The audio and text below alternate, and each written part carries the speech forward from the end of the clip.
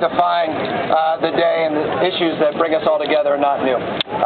You think about this. All over the world, nations and people are being literally torn apart because of religious and ethnic controversies that have fueled fanaticism and fueled terror. But here we are in West Hollywood, Mayor, with you and Mayor Villaraigosa in L.A. County, in the most diverse county, in the most diverse state, in the world's most diverse democracy.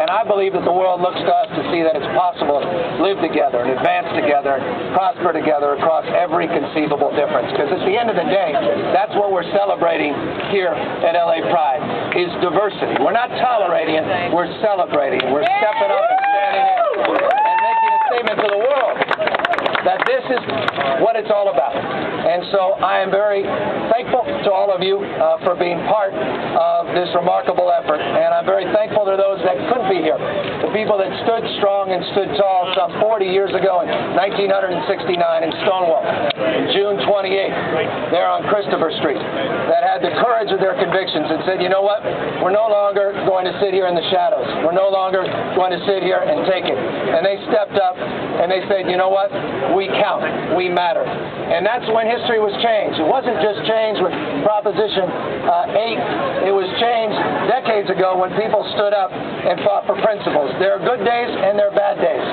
But we have made an enormous amount of progress in the last 40 years. But the March of Equality clearly is a long march. And so I look forward to marching with you, all of you. And I look forward to the day when we right the wrong of Proposition 8. Last word. Mayor Villaraigosa was right. It was a remarkable thing. We have a constitution in this country that's only been amended once to strip people's rights away, and that was Prohibition. California became the first state in U.S. history to use its constitution to take people's rights away, and to use the Constitution to do so. Every single time, as the mayor said, the Constitution has been amended to expand people's rights, not to deny people's rights. That's not the spirit of a state that I like to call a state of dreamers and doers, a state that's always tried to be on the leading and cutting edge. So this is a wrong that we absolutely will right, and I look forward to writing it with you. Final point.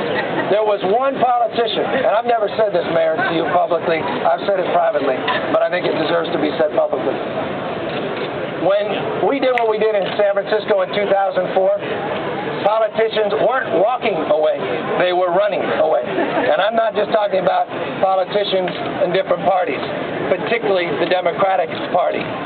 Remember, civil unions were controversial in 2004. It wasn't just gay marriage, that was extreme at the time.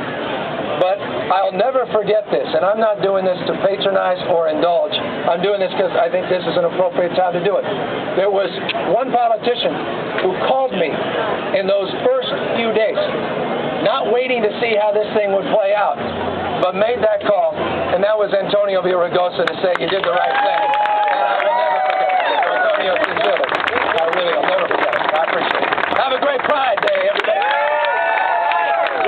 I do want to note the incredible leadership of our mayors, and particularly this is the first time that Gavin Newsom